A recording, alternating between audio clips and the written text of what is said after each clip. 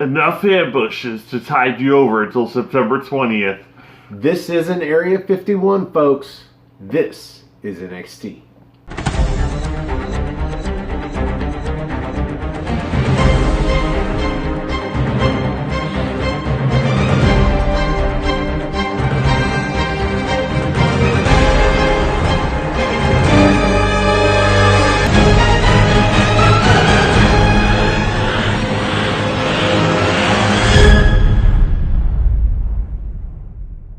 Support, no DQ. Welcome everybody to What's NXT for July 17th, 2019. I am your host, the Rated R reviewer, Stefan Osborne, joined as always by the General Jerry Slaughter. Good morning, wrestling fans.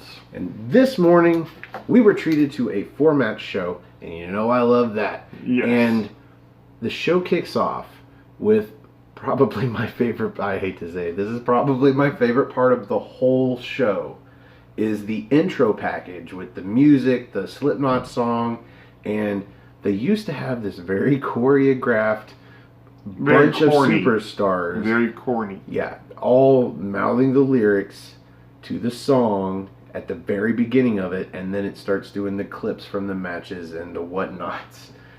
They have gotten rid of that synchronized spot.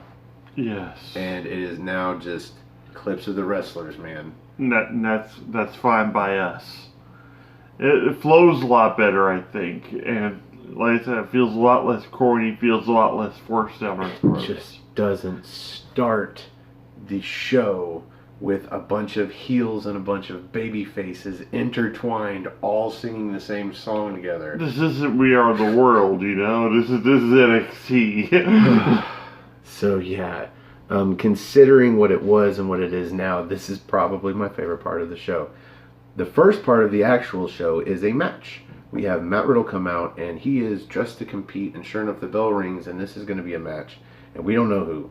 And turns out, we've seen this guy before, but he's got a new name. I don't even remember what his old name was. I didn't look it up. But Arturo Uas. And it's spelled R-U-A-S. Yeah. And I'm like, no, I'm not an S. This is... Jerry, are you a S? I guess the R is silent, and they keep calling him Uwas. And cool, okay. He is a Muay Thai / what's the... Brazilian Jiu-Jitsu capoeira. The capoeira. Yeah, capoeira. The sexy dance fighting. They're using dance fighting moves. Fans. Yes. So, this was, for lack of a better phrase, an MMA fight. Yeah, there's a lot of feeling out, a lot of attempted submission holds, a lot of strikes. Didn't even have a wrestling feel to it whatsoever. Not really. And I wouldn't be surprised if they were allowed to have the fucking MMA match and just hit each other and try and put on moves and shit. But obviously, Matt Riddle was going to get the win, and he does with an upper knee, that knee strike of his, yeah. It's like an uppercut, but with his knee. Pretty much. A high knee. And then he just gets on top of this guy and does the ground and pound to where Uwas was not able to protect himself, and the ref had to call for the TKO.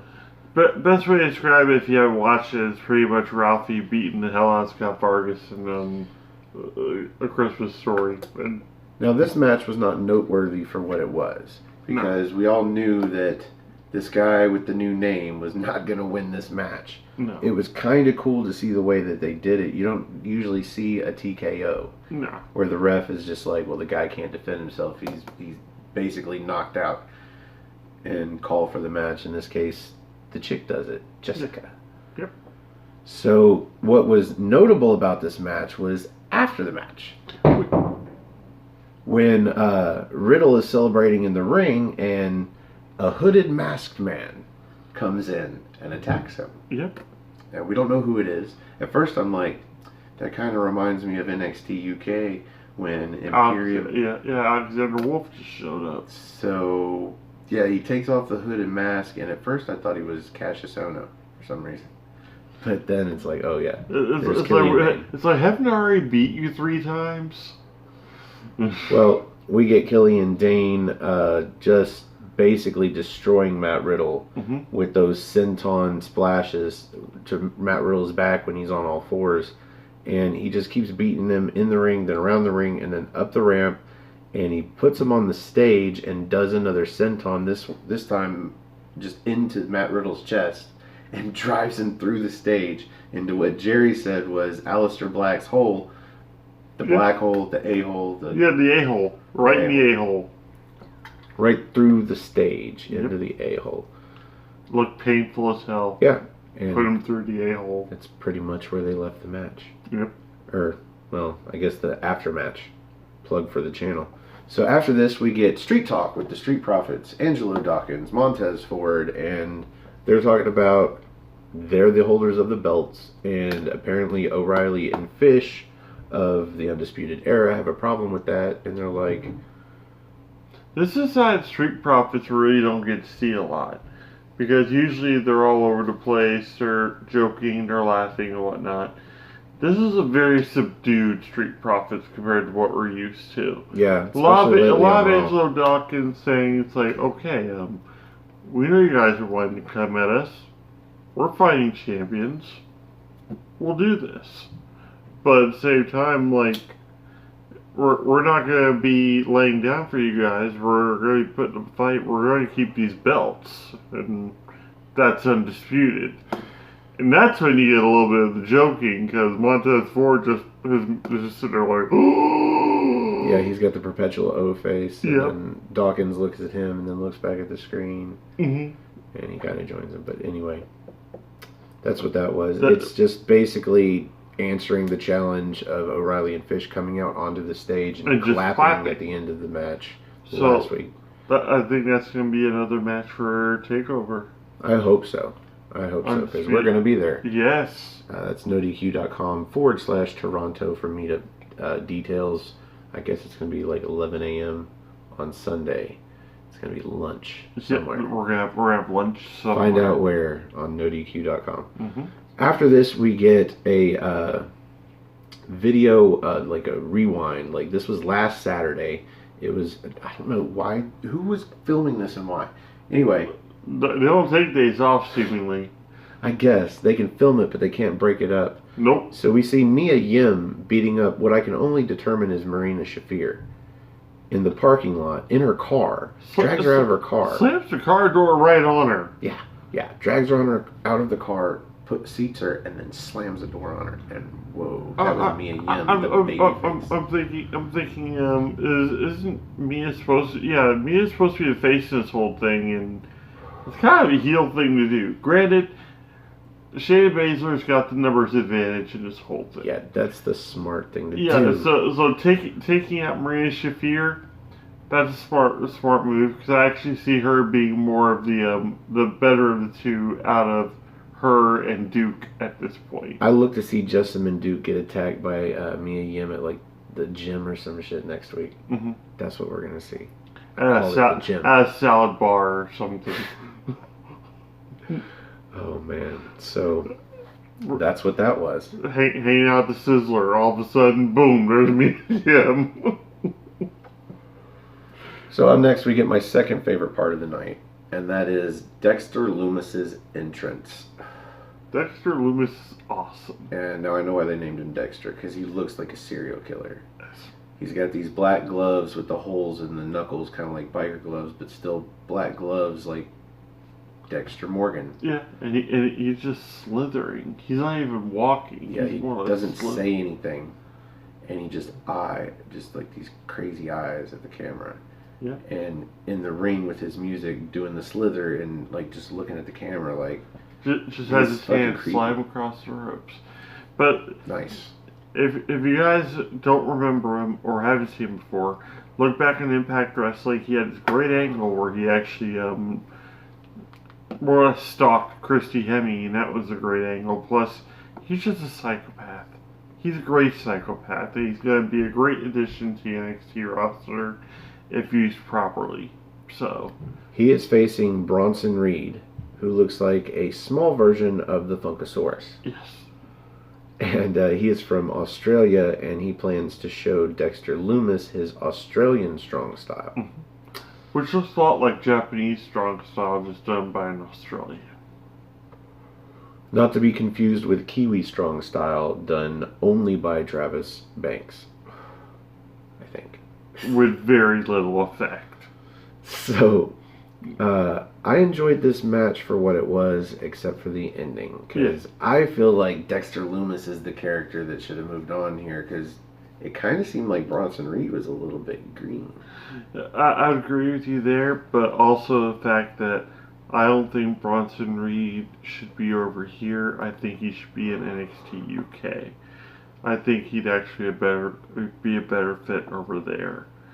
They need more people over there, and especially if, like, I want to see him team up with Mastiff. You don't want to see him team up with Mastiff, but that's okay.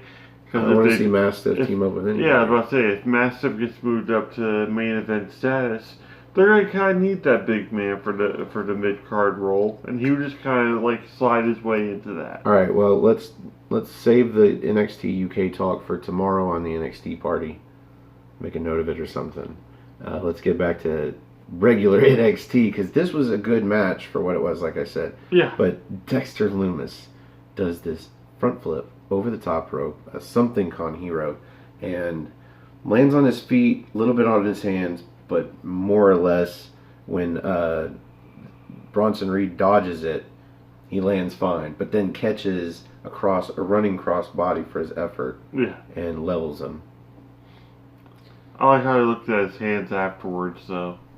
Like he basically, I don't know if he was just checking his hands, or if he felt like he damaged him or whatnot, but he just kind of looked at him and then went right back to the assault. Well, he looked pretty cool in this match, and he had more agility than I thought he would. Mm-hmm. But my next note about Lumis is nothing about any of that.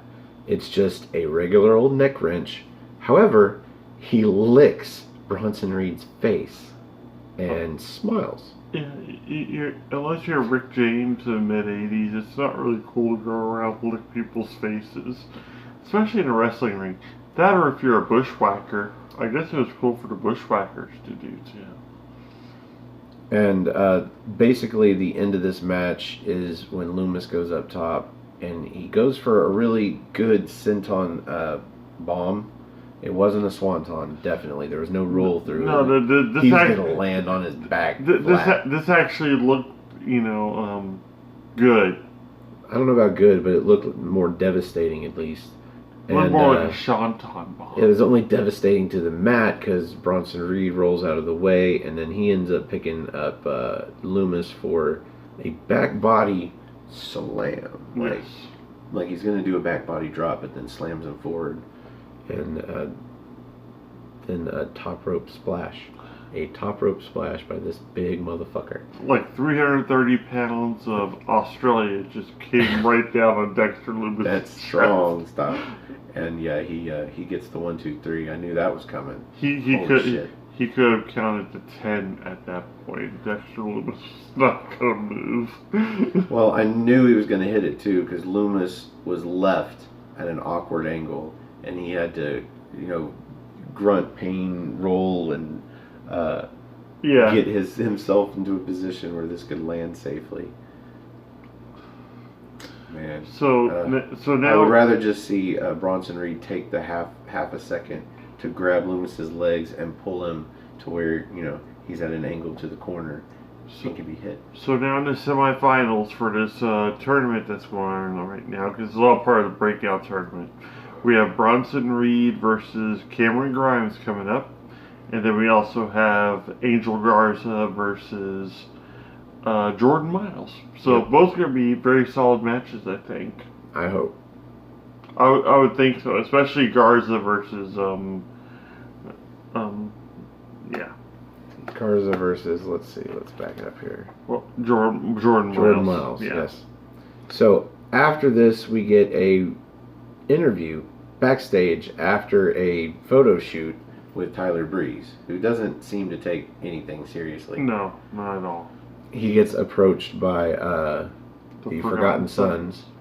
Yeah, I always forget their names. Yep. Something in it. Something in their names makes me forget. Automatically, Tyler Breeze recognizes one of them. Yeah. But he asked if the other one's Buddy Murphy, and he's referring to Jackson Riker. Because, yeah, I remember Wesley Blake and Buddy Murphy were tag champs with Alexa Bliss managing him at one point in NXT. So, it was either Cutler or Blake. I can't tell. They didn't have the proper tights on. Cutler is doing all the talking.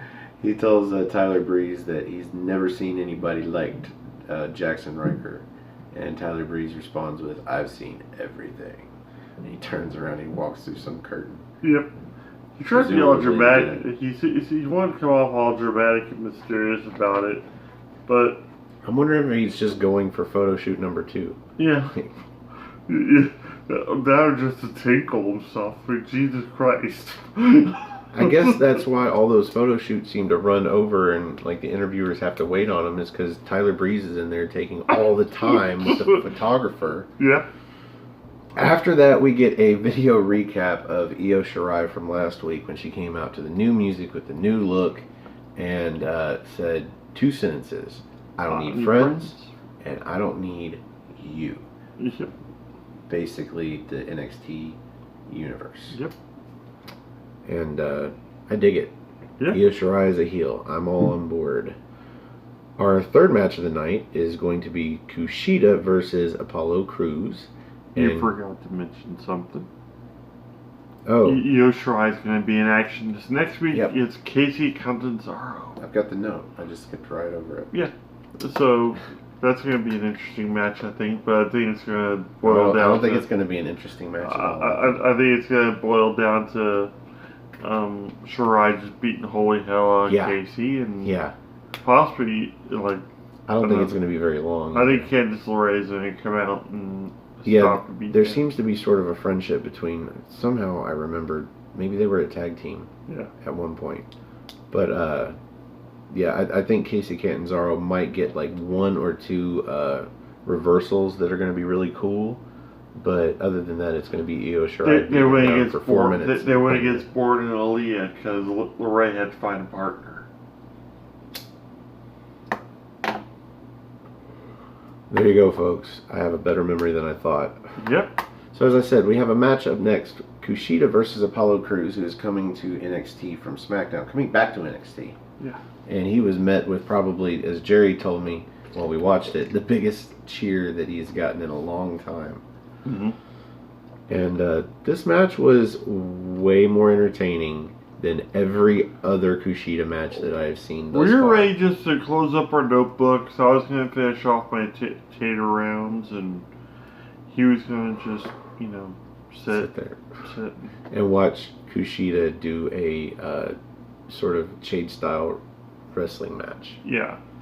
And that was not what this was. We got a lot. We got something kind of special out of these too, I think. Well, it was what I was hoping we were going to get out of Crews, but we ended up getting it out of Kushida too. Yeah. Because of Crews. Mm-hmm. And this match was way less of the stuff that takes up a lot of time in the ring, on the ground, and it's really cool when they trade and reverse everything, and then end up just sitting up at the same time looking at each other.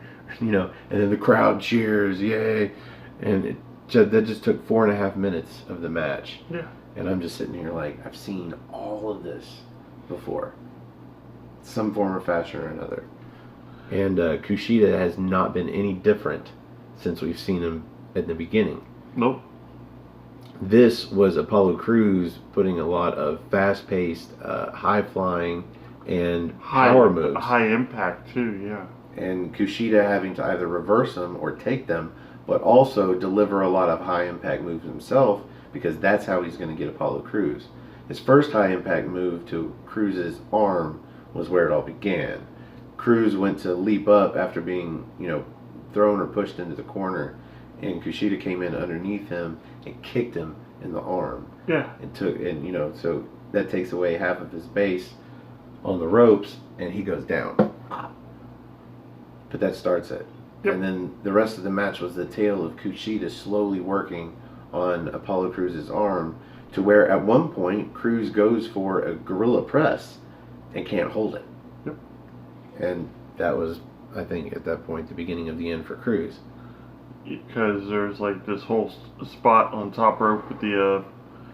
We didn't know what was going to happen, but sure enough, we see the flipping armbar, which I haven't seen since No Mercy 64. So, like, Kushida pulls off the flipping armbar, and Apollo almost kind of works his way out of it, only to get like reversed right into the. Yeah, he was this close to the ropes. Yeah, but he gets pulled away. Actually, he doesn't even pull away. He actually lifts him off the ground, but then Kushida rolls back through into the hoverboard lock. Which they're kind of trying to get away from saying. Yeah. I think Nigel might have slipped up there at the beginning and said hoverboard, but he quickly went back to the Sakuraba. Yeah.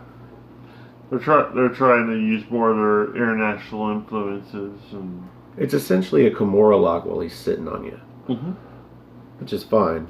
But yeah, I guess hoverboard maybe infringes on the properties of the movie of Back to the Future. Somewhere Robert Zemeckis is pissed. I think cosplay probably is covered under some form of freedom of speech, but as far as using the term surfboard lock, yeah, they might want to steer clear of that.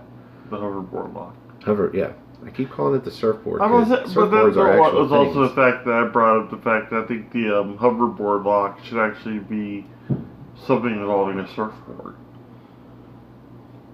Anyway, I've got more notes on this match than that, though. Cruz had a pop-up gutbuster that looked really cool. Yep. And then he hits these hat-trick Germans, the last of which he flips over, and then hits a standing shooting star press. Mm-hmm. Now, what was impressive about this was the instant replay where they slowed it down. And you could see that when he jumps for the backflip, he doesn't actually go forward. No. Like most people propel themselves off the top rope forward for a shooting star press. No, he just does a backflip straight up and down and then extends his chest so far that he lands it. Yeah. And I was like, wow. It was very crisp and very beautiful. That's crazy. It was very crazy. Yeah. After that, that's when he goes up top and Kushida follows and then he knocks him down. But then Kushida runs into the corner and does that handstand on the bottom rope and does like a double heel kick to the top of Apollo Cruz's head. Then he follows him up top, and instead of a superplex, he does that super armbar flip into the armbar, and then eventually into the sitting Kimura lock. That's what I'm going to call it, the sitting Kimura lock. And Apollo Cruz taps out. Big show of respect between both of them at the end of the match, and I'd rather it be at the end than at the beginning. Yep. So and credit to them for that. Crowd was completely elated. Crowd was all hyped up. Apollo Cruz, great job. Kushida, you're all right. This might have been match of the night. Yeah. Now we're supposed to get 4 matches, but fuck. Okay, before we get to the main event and we explain what happens there when Adam Cole defends the NXT Championship, we get a very important interview.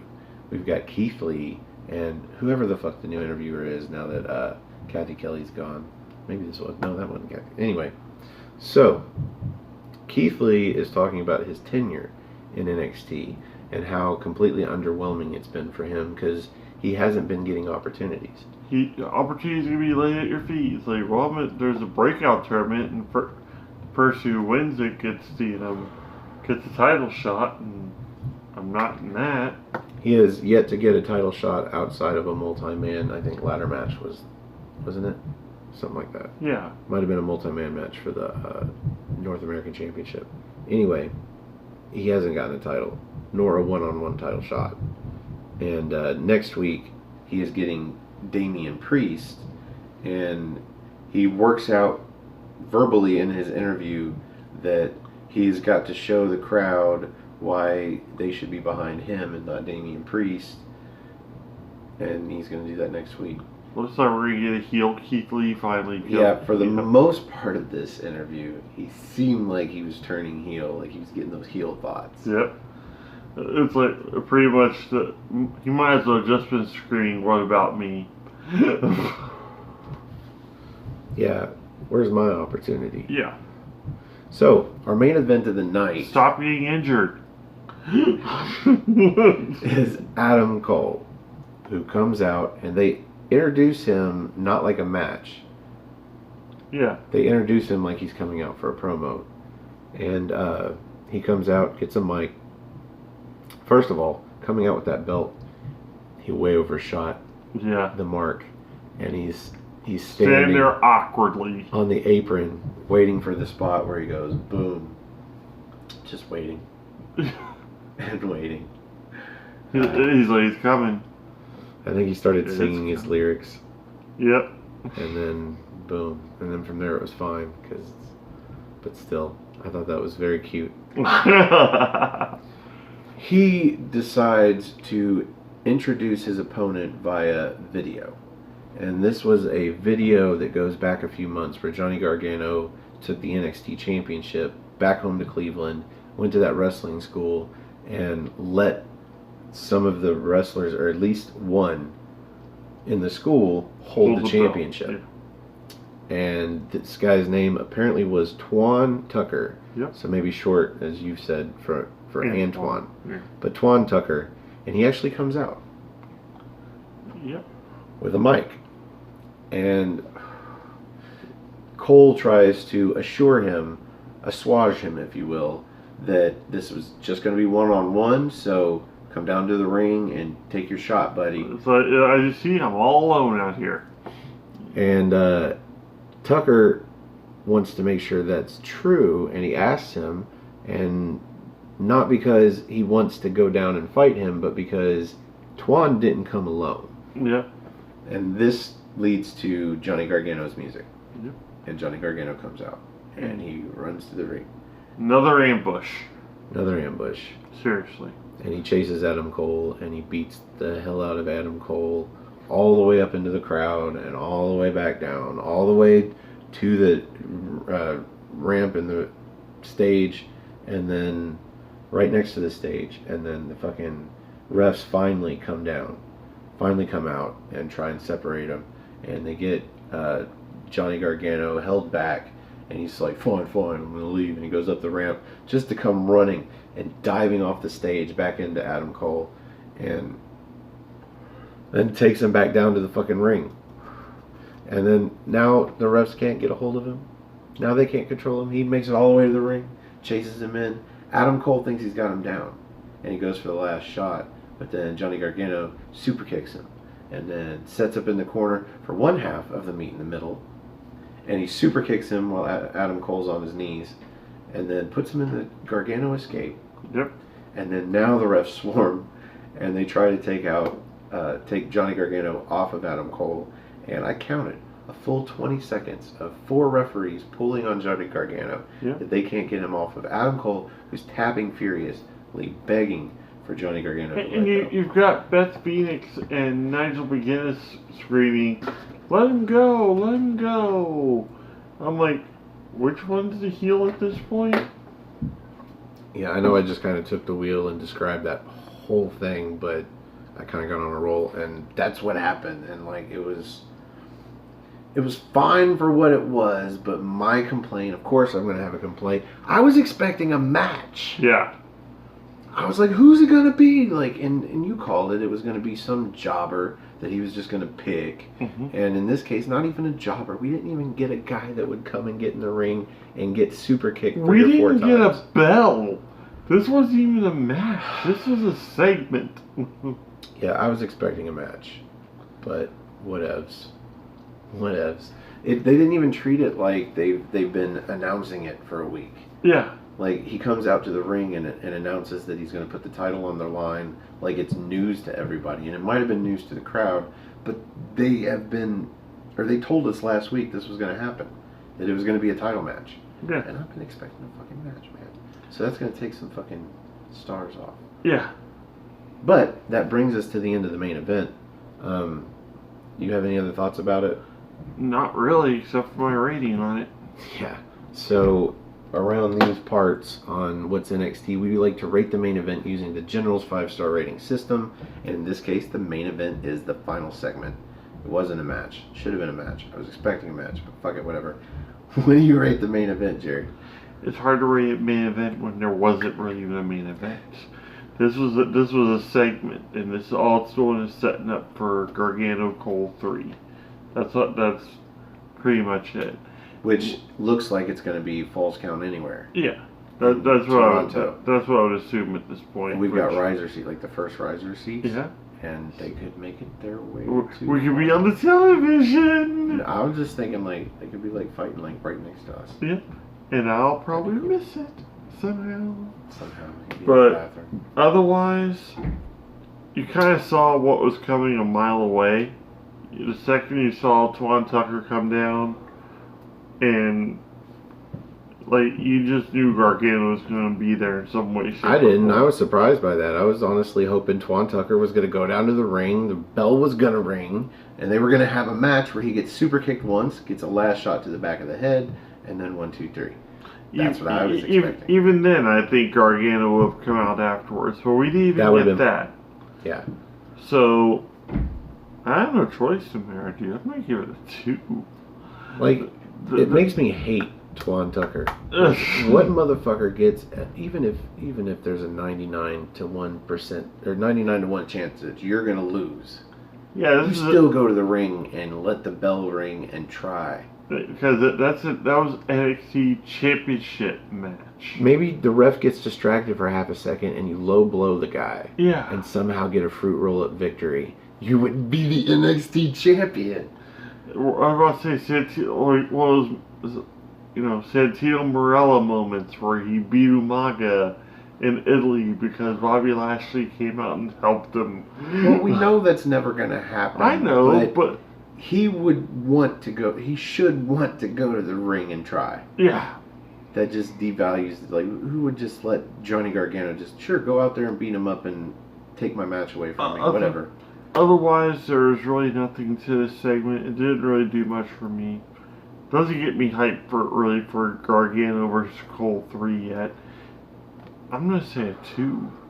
I'm not hyped for Johnny Gargano versus Adam Cole, but I'm not more hyped. Yeah.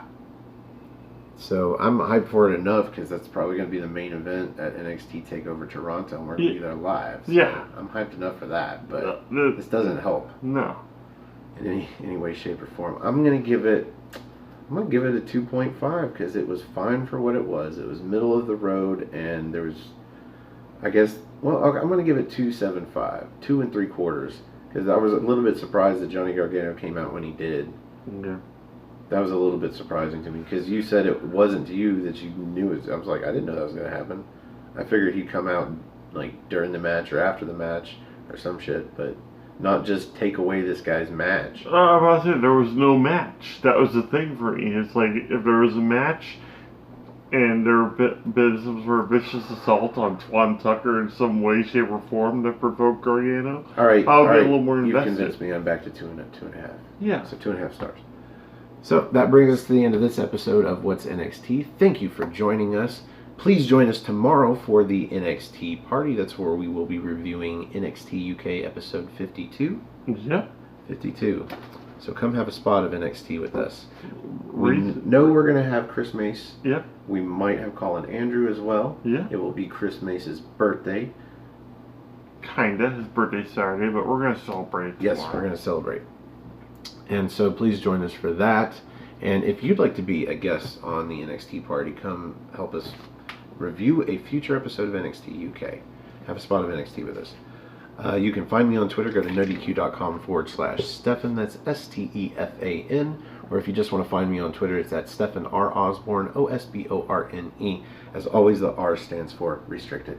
You can also find the gentleman on Twitter at NoDQ Journal, and also my Facebook group Armbar, all capital, ARMBAR. Yeah, exclamation point. Memes, discussions, soup, lots of neat stuff. Come and join us. Join us, won't you? You can also find me on Instagram at osborne.stefan if you'd like to follow me there. And if you want me to follow you back on Twitter or Instagram, just message me and I will do so. I don't mind.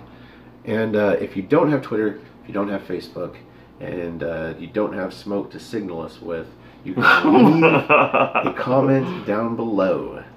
I can't stress that enough, man. We get like maybe 29, 30 likes on these shows. but nobody's saying anything else about him. Except Israel Diaz. Shout Israel out to Israel Diaz. The dude is We love you, bro. constantly saying nice stuff to us. Yeah, we love you, man. Just the fact that, I mean, he's probably running out of nice things to say, but just the fact that he tries to comment every now and then, that's awesome. It's like if you're already clicking like, that means you're logged in. Throw some kind words, throw some criticism, put a recipe for potato salad down there, or give us your email and we will email you and you can be on the show. Let us know how we're doing. We'll buy you an edible arrangement or some shit. Who knows? He might. I'm not gonna know. No, I wouldn't either. But it sounded nice, right? We're nice guys. No, but we will follow you back if you message us on Twitter. Mm-hmm. Follow you back, I promise. Support No DQ. If you like our video, click the like button that's underneath me. If you like all of our videos, please click the subscribe button that's over there underneath Jerry. Somewhere in this general area. And if you'd like to get these videos early and in HD, you can do so on Aftermatch Wrestling. That is our channel on YouTube. That's all one word, AFTERMATCH, Aftermatch Wrestling. And we are on our way to 100 subscribers. We are at 90. We were at 91. Somebody unsubscribed, and that's cool. If we're clogging up your news feed and you don't like us, that's cool, man. It's whatever. I like having 90 subscribers and 50 views on videos. That means like somewhere around 60% of our subscribers actually watch our shit. Yeah, that's pretty awesome. It's a good feeling. Once we hit 100, we'll be going on NoDQ.com and doing our show live. Yep, this show right here, What's NXT, live on Thursday morning, somewhere around 6 or 7 o'clock.